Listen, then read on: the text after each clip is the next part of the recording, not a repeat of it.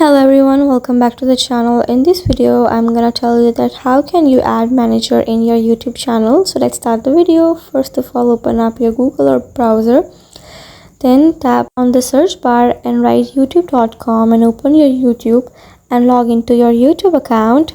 After logging into your YouTube account, after opening your profile, you have to move forward, and in terms to move forward you have to tap on your profile, and after tapping on your profile it will show you all these options. You have to tap on YouTube Studio.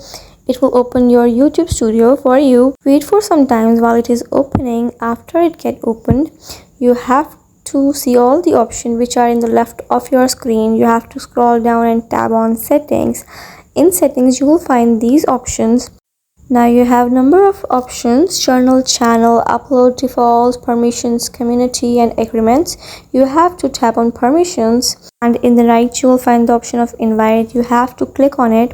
After tapping on it, just tap on access and it will show you the option of manager.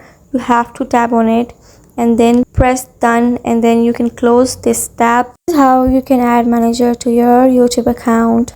I hope you like the video and this video will help you a lot in any way.